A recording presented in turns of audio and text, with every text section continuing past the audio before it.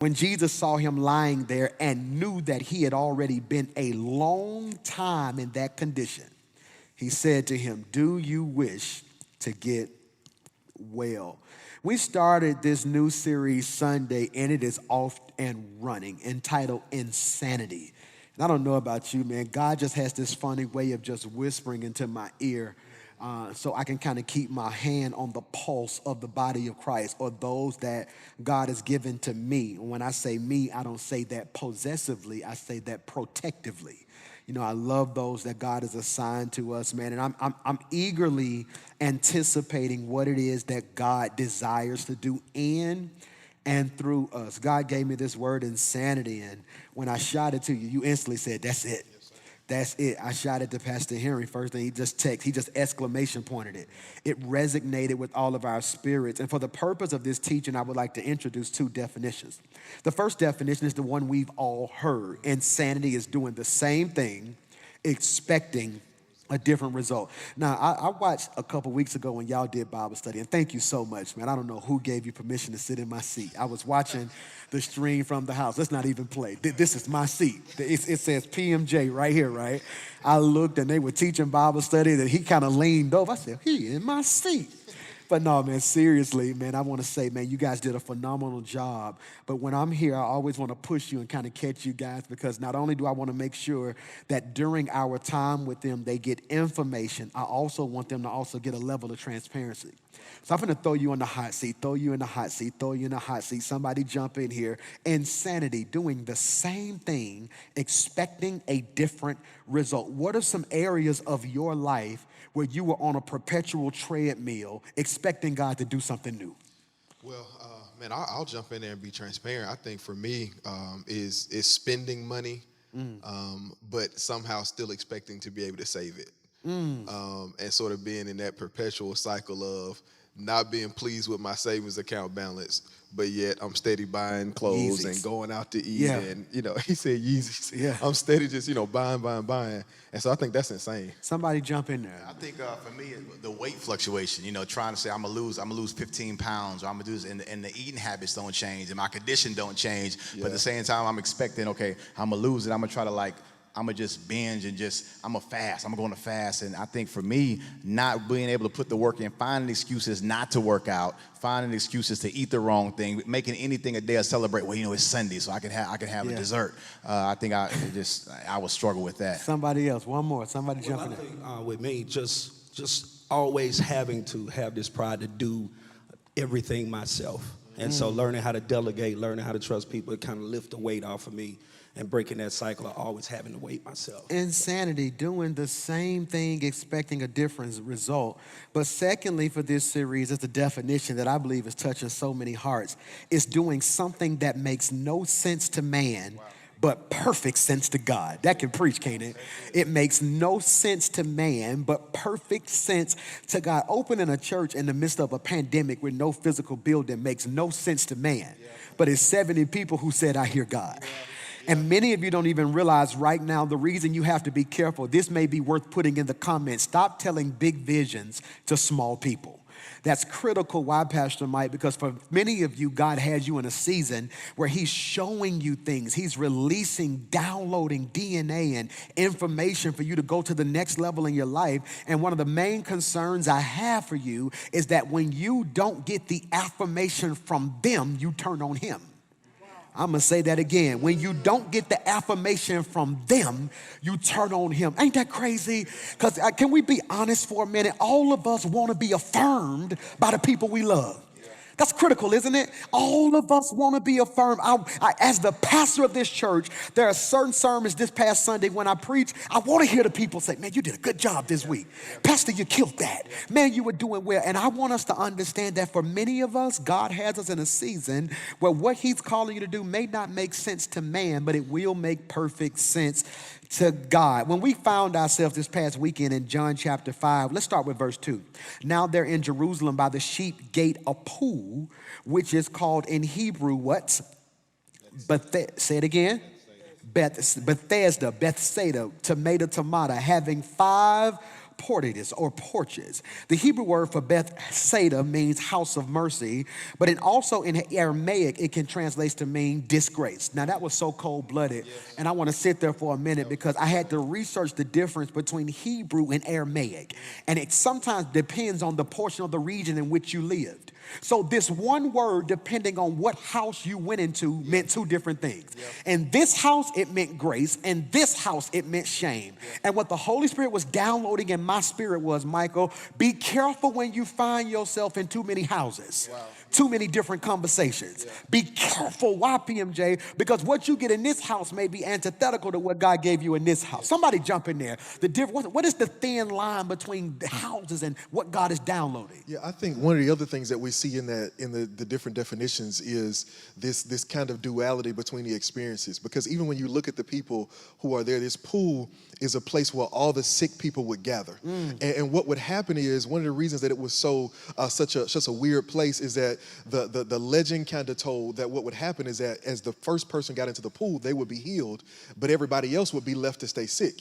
And so right there in the same place, I think it kind of communicates to how you can have one person, two people in the same house, but they come out with different things. That's good. One person sees the grace, one sees the shame, one embraces one embraces the other. And I think one of the things that we're seeing there is this space of we can be in the right place, but if we're not in the right position or in the right mindset, we might miss it. That's critical. So jump in now. You felt that. I think this also talks about the principle of the place, that the quality of our life is not just tied in direct correlation to who I am, but also where I am. That God spent 6 days, 5 days creating an environment before he put man in it. Because our improvement will always be tied to our environment. Stop. The principle of the place. Put that in the comments. Who's going to be my assistant tonight? I need you to write that. The principle of the place, that sometimes it's not just who you are, but where you are. See, many people don't even realize, I put it like this when I was training a couple hundred pastors at a Pastors and Leaders Conference. I told them sometimes it's not the oil, it's the soil. Sometimes it's not the oil, it's the soil. I may not jump like I'm jumping in Birmingham had I been in Detroit. So sometimes we got to understand it's the principle of the place. Here's a good question I need you to ask yourself. Am I in the right place? That's so good. That's critical, isn't it? Am I trying to fit into something that I keep hearing God clearly say I don't fit in? I don't think you heard what I just said right there. Because oftentimes, I love what that text says, you have all of these people who are sick. This looks like a hospital ER waiting room. All of these people who are sick, there are a multitude of sicknesses and illnesses. You have the lame, you probably have the blind, you probably have leprosy, you probably have mute, you probably have somebody with skin lesions. What do they have in common? All of them got an issue. And they're waiting, this is so cold-blooded, on the stirring of the water. Can you put that in your notes for me? The stirring of the water. Stirring of the water. That's critical. Why? Look at verse 3. In these lay a multitude of those who were sick, blind, lame, withered. Sick, blind, lame, withered. I'm putting you guys on the spot. Let's go to work. Let's go to work. Are y'all ready? We got 1,000 people watching on Facebook alone. Let's go to work. They came for a word tonight. Let's go to work, okay? We finna break down all these. I want to suggest to you that every category of sickness represents a category of people who are watching right now. We're going to take each one on the fly and break this down into a category, because what's the use of them hearing me if they don't see me? See, the gospel is not just a voice. It should also be a mirror. Did you catch what I just said? Sick. Somebody say sick. So sick, he said it in the microphone, sick. So let's talk about those who were sick, all right? So sick, I like the word sick because it is a blanket term. I don't think you heard what I just said. It's a blanket term, meaning it doesn't tell me exactly what the sickness is, but they have something. So let's talk about this. What are some things that people are wrestling with right now that we could classify as sick? I think naturally I lean into the relational world. I think some of us are sick in our relationships. Because I think when we think about sickness, I think about something being in the body that does not agree with it. And so I think one of the things that happens is that when there's sickness internally, there's always signs or symptoms externally. And I think when we look at when there's sickness internally, we see signs externally. And I think when you look at even just the relational world, I think one of the places that we see sickness is in our relationships, where we see the external proof that what's happening on the inside ain't really what it needs to be. It's not really real. It's not really solid. And because of that, I think we see the outskirts of and the outpouring of this unhealthy nature. Sickness, something in the body that does not agree with the body. That's critical. Something in the body that does not agree with the body. Sickness, something in my life that does not agree with the call on my life. Sickness, something in my marriage that does not agree with the principles and the foundation of my marriage. Sickness, something in my finances that don't agree with my finances. Sickness, something in my diet that don't agree with my body. Sickness, something in my church that don't agree with my church. I need 7 people. This may set Instagram on fire, may set social media on fire. I need 7 of y'all to realize you've been prophesying your own issue and didn't even know it, because you've been dealing with toxic people and you've been saying to yourself, you make me sick, and didn't even realize what you were really saying. What you were really saying was everything about you I love, but it's something about you that don't agree with who I am. And when I interact with that piece of you that don't agree with me, it makes me uncomfortable, because disease, disease, make it real simple, is dis-ease. Let's break that word down. Dis-ease. Anything that makes me uneasy or uncomfortable is a disease. That's so good. That job make me sick because it don't agree with the purpose God put in me. I need 7 people to just type, preacher, you talking to me tonight. Dis-ease, sick, that is a blanket term. Sick, sick, sick, sick, sick, sick, sick, sick, sick, sick. Dealing with COVID right now, that's a sickness. We can agree, right? Yes, COVID is a sickness, but I love how they categorize it. You got symptomatic and what? Asymptomatic. Now, symptomatic means what? You have visible signs that you can, tangible proof that something is not agreeing with my body. Asymptomatic means what? Ain't nothing in your body screaming, but it's present. That's good. See, a runny nose is your body saying something wrong. A cough is your body saying something's wrong. Allergies is your body screaming something wrong. The problem with most of the people watching me right now, you're asymptomatic spiritually. Jesus. We got too many asymptomatic spiritual people walking around who got pride, but since there's no physical sign, you contagious and don't even know it. I'm preaching to somebody. That's why your last relationship didn't work, because your ex was asymptomatic. They was messy, but they had no proof. They were a liar and didn't have no symptoms. They were a cheater and didn't have no symptoms. And then you caught a headache, you caught pain, you caught feelings, and couldn't wonder where it came from, because you're dealing with people who may not have no outward signs. That's good, man. Woo! I ain't gonna scream Michael yet. It ain't time. Dis-ease. Somebody say dis-ease. It is something that does not agree. I don't want to be asymptomatic.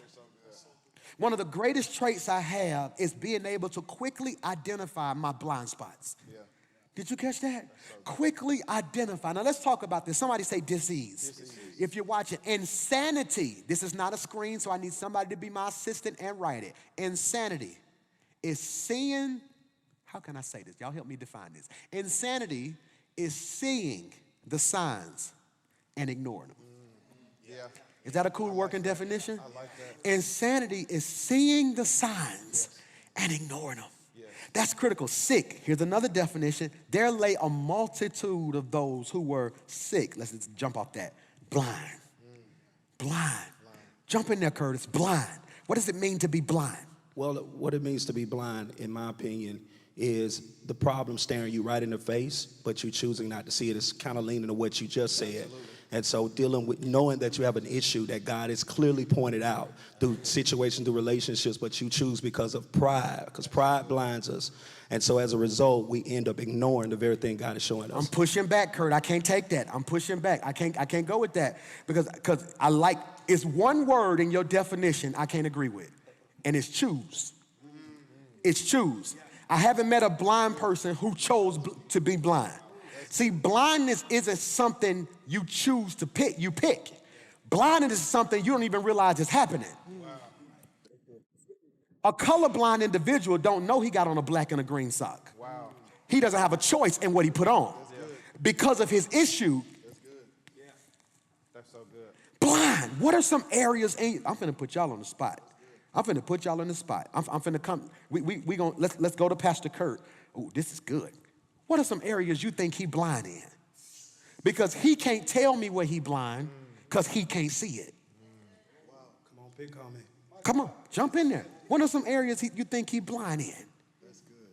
You want me to jump in there? I don't think you see you right. Gifted, anointed, charismatic, can sing, can write, handsome, got all of these great things going, and sometimes you just pull back like I might not be good enough. Woo, it's getting good in here, ain't it? Hollis, what are some areas he's blind in? Help me, please. Help him. I would say something similar. I think I don't think Hollis sees himself as the leader that God has called him to be. Absolutely not. I don't agree with that one. I don't. I can see. That's your view. Hey, I see. I don't say this baby Jordan. I just see too much on him. Somebody else, some areas. Talk to him. Let's talk to him. Let's jump in there. Curtis, look at him. What areas he's blind in? Live at Bible study. Let's go. I would say at times you can overshoot, if that can kind of be a word. He's gotten better at it, but still there are times, because there's this proving nature, there's an overshooting at times where you try to prove that, look, God has placed an anointing on my life, and so before I back down, I would exemplify that God has chose me to do what God has called me to be. Let me show you what's crazy. From Pastor Harry saying there are times where he doesn't see the leader in him, to you saying he's probably too bold at times. So why did I get two perspectives? Because you got two eyes. Wow. And it's possible to have a stigma in one. Wow, that's good. Just because everything good on this side So good. don't mean it's always good on this side. Good. Blind. What's some areas I'm blind in? That's good. Don't nobody want to talk to me? Don't nobody want to talk to me? You're not going to get fired. You're not going to get fired. Pastor D, you got it. Well, I'm good then, huh? That's good. Well, I receive. I tell you, I can feel like one of the areas I'm blind in myself. I think I'm blind sometimes I am blind to my limits. I feel like sometimes I'm blind to my limits. Because God has been so good, I think he's always good. That's a heavy statement I think you missed.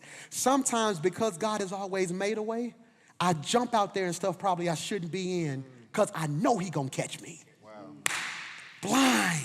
Blind. Let's deal with another one. Lame. What does lame mean? I think that's good. Like lame in a sense of not being able to move when you need to. Yes. Your mind. That's good, Hollis. Your mind saying let's go, but your body saying no. You knowing that it's time for you to jump out of something, but something keeps you stuck.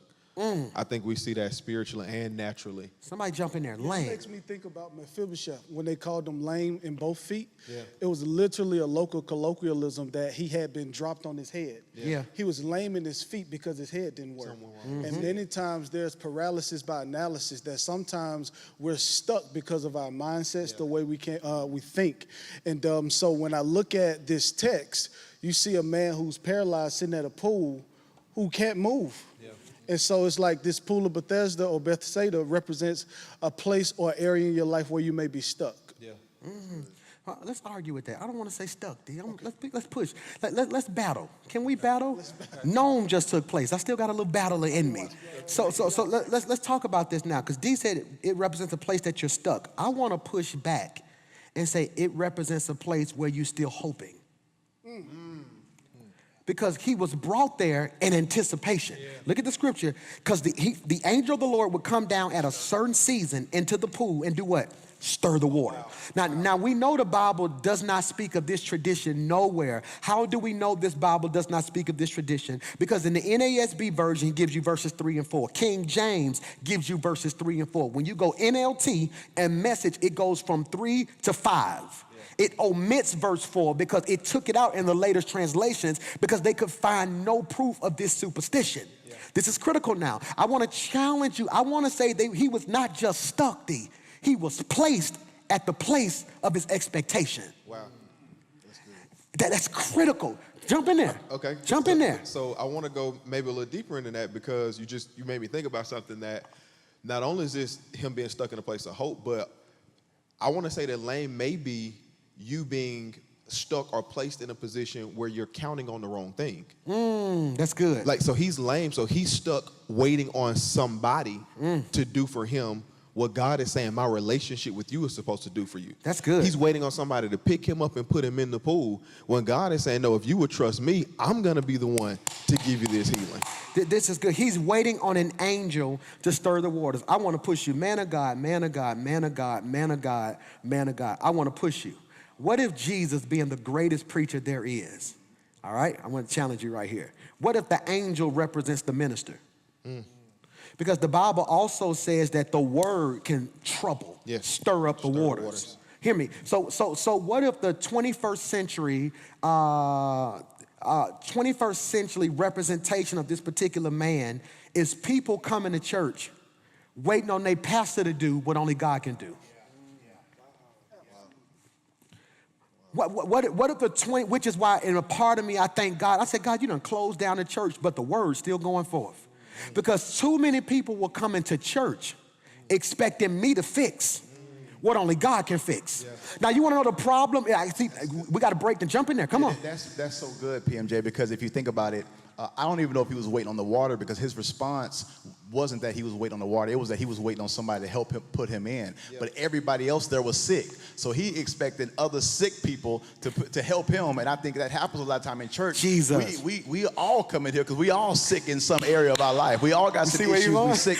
But it's like stop depending on sick people to help do what only God can do. Like we all sick. Like ain't nobody sick gonna help you get free and they still bound. Ain't nobody, it's like you can't expect other sick people to do what only God can do. So his response, matter of fact, he didn't even answer. He talking to the healer, and he making excuses for why other people haven't put him in. He say, listen, sir, I have nobody to trouble. He gave him 2 excuses. First of all, he said that he had nobody to put him in. Second one, he said he tried it and it didn't work because he tried to get down, but somebody got there before he did. He said somebody beat him to the water. So a lot of times we're lame or paralyzed for 2 reasons. It's either because, okay, we don't feel like we got the help we need. The second reason could be, we tried it and we failed. We didn't get there in time. Do me a favor. But this will bless me.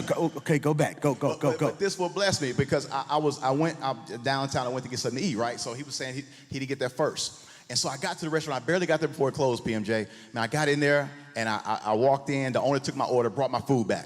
He said, so I pulled out my debit card. He said, no, you my last customer tonight. He said, don't worry about it. It's on the house. So at that moment, when I was looking at this table he was preaching, I said, God said that you may not have got there first, but when you do get there, it's not going to cost you as much. It's on the house. Yeah, you're not going to have to go through what they went through. It's not going to cost you what it costs everybody else. So I might not be first, but when I get there, it's not going to cost as much. Let me preach for a minute. I need 7 people who've been frustrated because it's been taking you a while to walk into your destiny to just type, it's on the house. It's on the house. That's the wrong somebody. I want to decree and declare, Pastor, I don't have the money saved for the down payment. When you get there, they're going to say paid in full. Why? It's on the house. 7 people ought to just air high five somebody and shout, it's on the house, it's on the house, it's on the house, it's on the house, it's on the house. Listen to what he said. There was so much meat in what he said. He said, there's nobody there to put me in the pool. Who's the attendants of the sick people? So he was actually so insane. He had so much insanity that he was actually convinced, that's a victim mentality, that the brother who blind was going to stop trying to get his sight to help me get my legs. I don't think you heard what I just said. I want to free you because somebody right now is dealing with some insanity and you are mad at family members who didn't help you when you didn't even stop to think, could they even help themselves? I can't believe they didn't help me pay this bill. They barely can pay their bills. A lot of you, insanity is expecting from broken people wholeness. Do I need to say that again? Insanity is expecting from broken people wholeness, which is why I'm pushing everybody listening to me to get counseling. Marital counseling. Pastor Harry and his wife do a phenomenal job at premarital counseling. I would suggest that for everybody because many of you, your relationship is insane. It's because you're expecting them to be your wife, your mama, your healer, your shelf, and your nurse. I can't expect wholeness from broken people. Insanity. Insanity. Insanity. And I want you to catch this now, because he says, I want you to catch this. They were waiting on the stirring of the waters. That's so critical. The stirring of the waters. For an angel of the Lord went down at certain seasons into the pool and stirred up the water. Whoever then first, after the stirring up of the water, stepped in was made well from whatever disease which he was afflicted. Now, I see problems in that text. Y'all are men of God. We're going to always go precept by precept, line upon line. Look at that scripture right there. It says, whoever stepped in was made what? Well. No, well.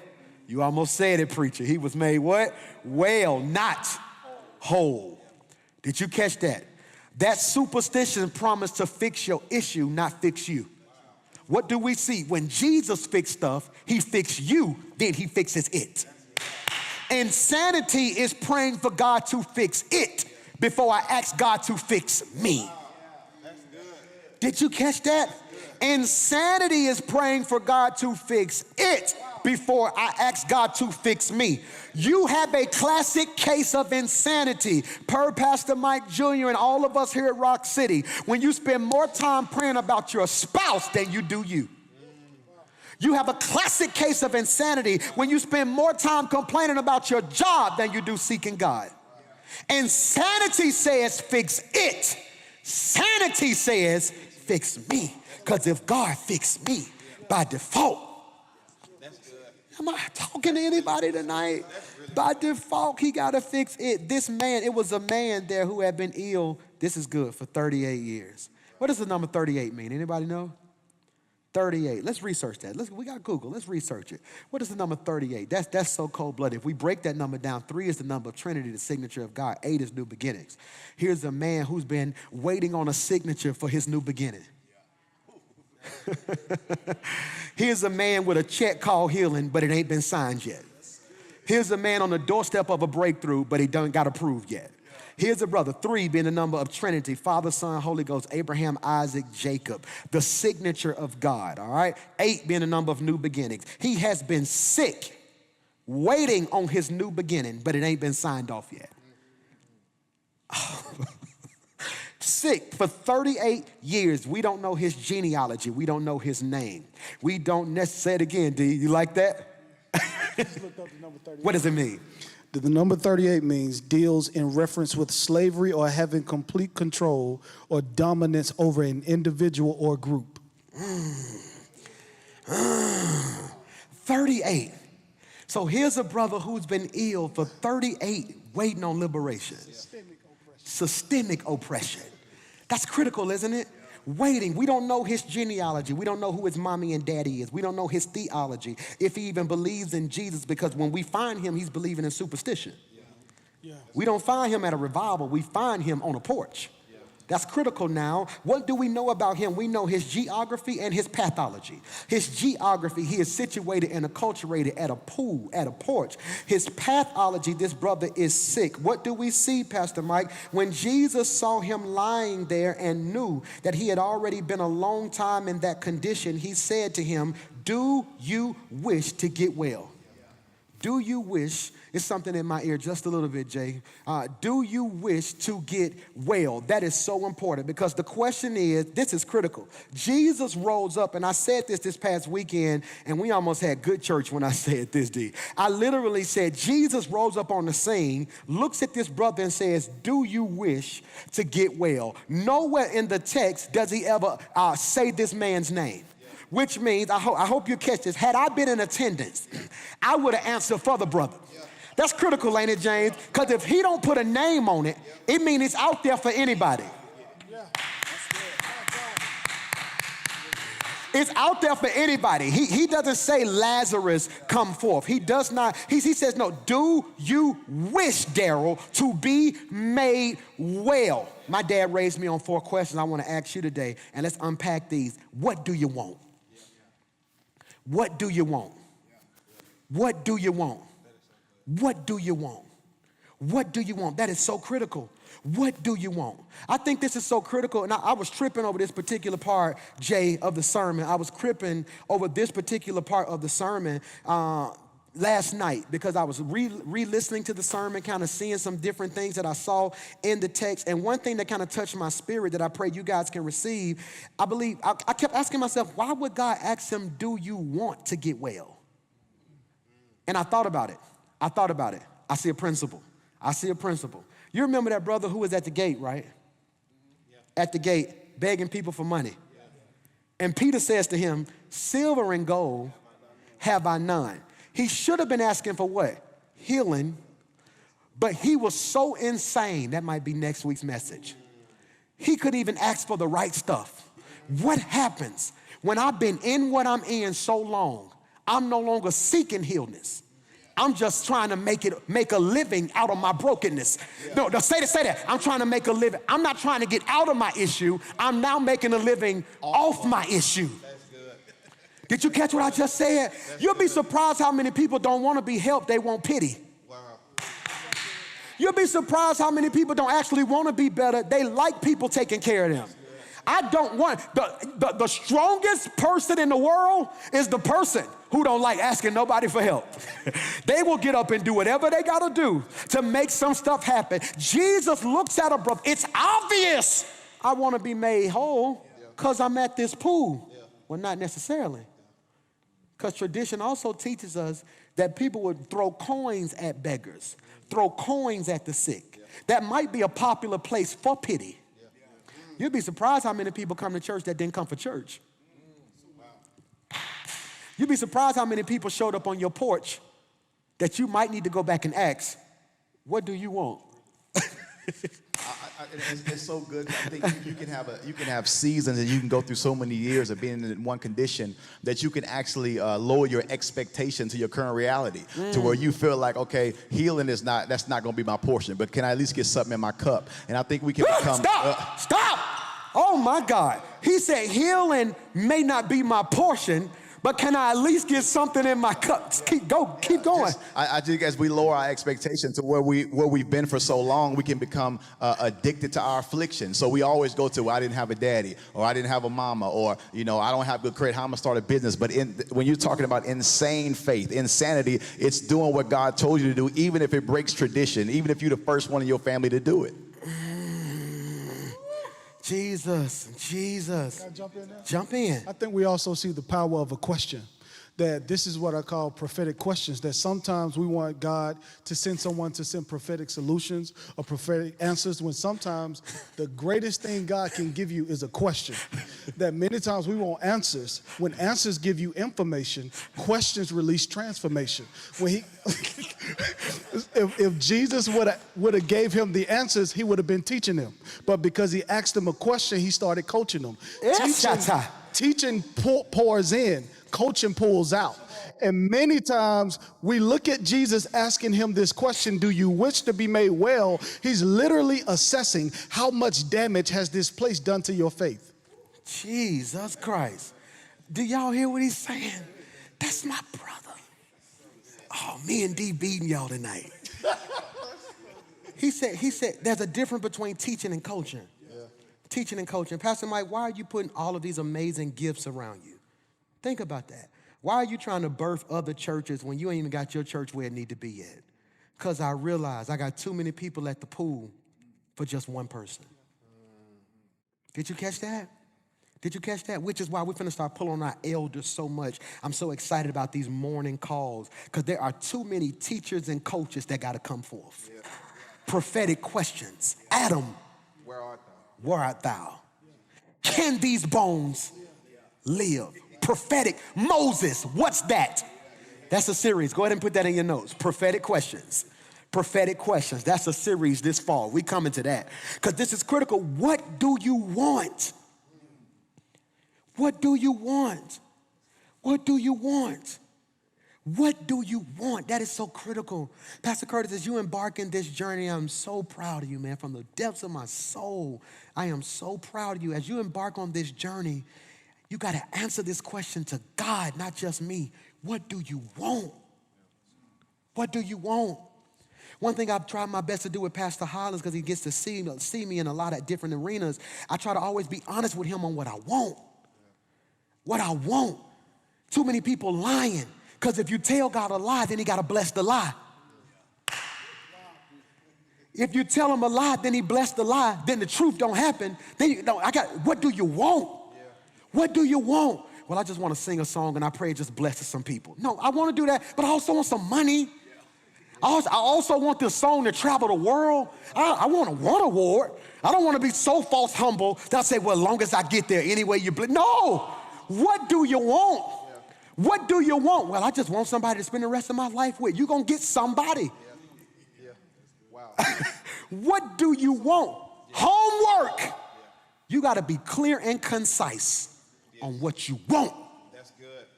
What do you want? I want cities. I want cities. I want you to go to Montgomery and go to Destiny City. I want you to go to Tuscaloosa, and we're praying about changing the name of Tuscaloosa, and it's another city. I want cities situated and acculturated all over this country. I want to be able to give people a platform, but also give you something. Curtis, we could have slapped Rock City on that. But every man should at least have something that is his. So I want to be able to say no, which is why I can stand boldly on this stream and say, if you need me premarital counseling, I need you to call, because that's an area he walks in. I want to be, what do you want? See, when you clear on what you want, you don't get intimidated by other folks' wants. That's good.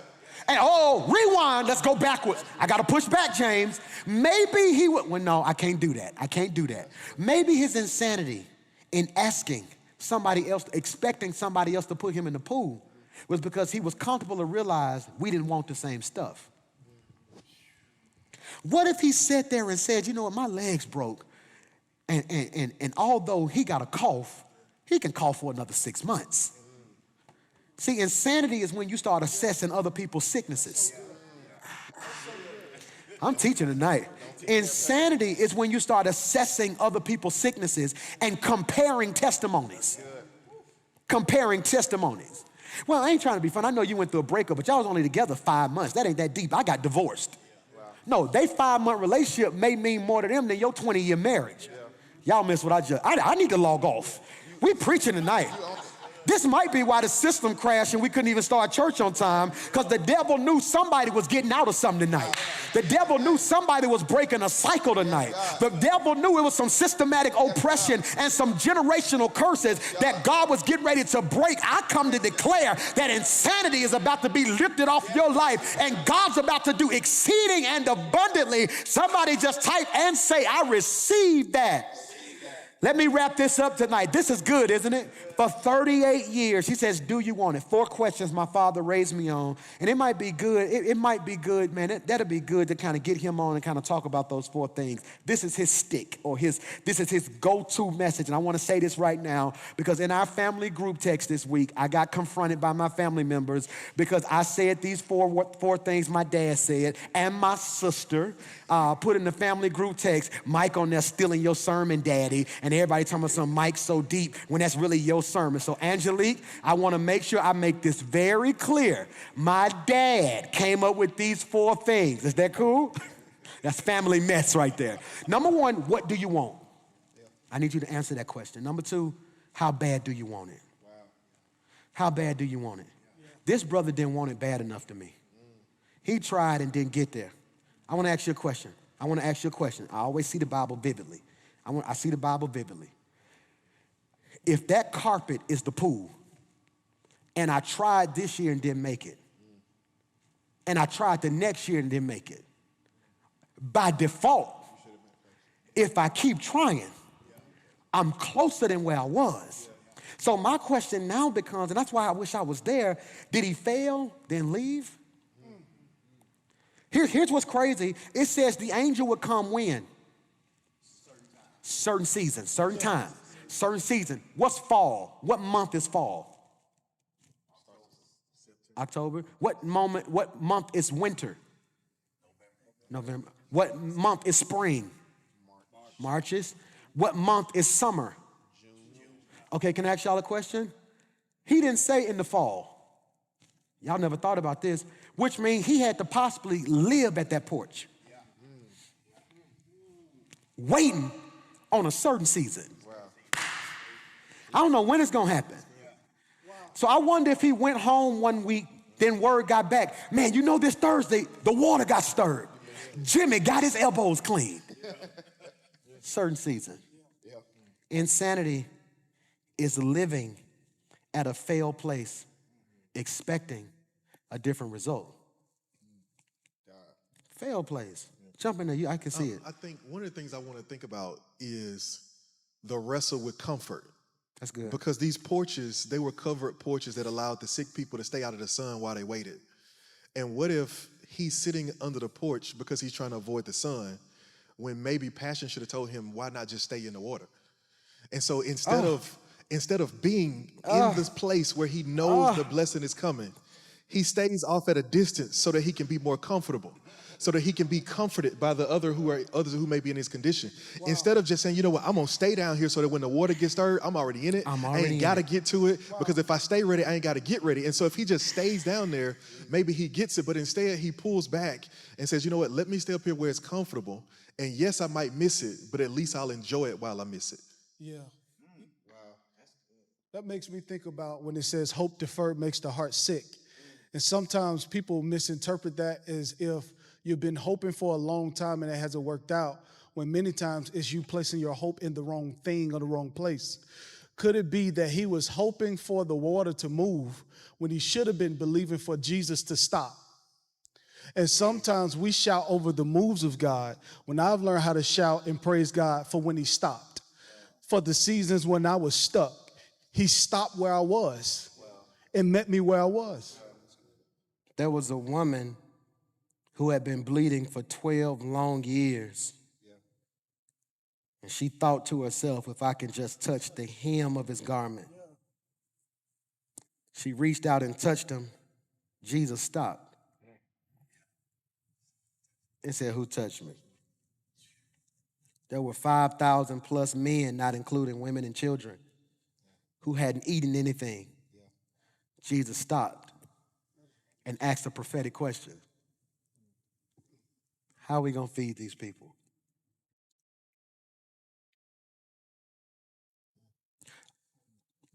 There was a woman who everybody in the city knew she was a hot girl. Everybody in the city knew to keep your man away from her. She had such a reputation that she even knew about it, that when most people would go to the well to get their water, she had to wait till it was hot in the noon to go.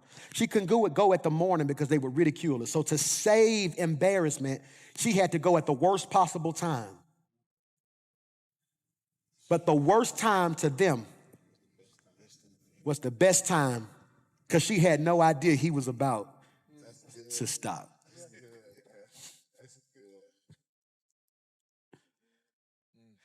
I'm crying, Savior, Savior, hear my humble cry. And while on others thou art called, only, Master, do not stop. Don't forget to stop by me. Man, I don't know what you're going through. We got so much more we can keep going to, but I feel God saying stop right there. There's some cycles you got to break off your life. Perpetual cycles of dissatisfaction and dysfunction. Dr. King said it so brilliantly. He said, we are caught in an inescapable network of mutuality tied to a single garment of destiny, that whatever impacts you directly impacts me indirectly, meaning that if we're in covenant, my house can't be broken and don't think leakage is not going to hit your house. That if we're in covenant, we can't argue and think it's not going to impact our spirit and our atmosphere. If we're in covenant, I can't say, God, do it for me, and not say, Lord, do it for them. I break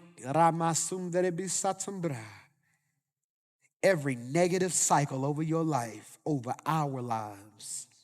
God, you up to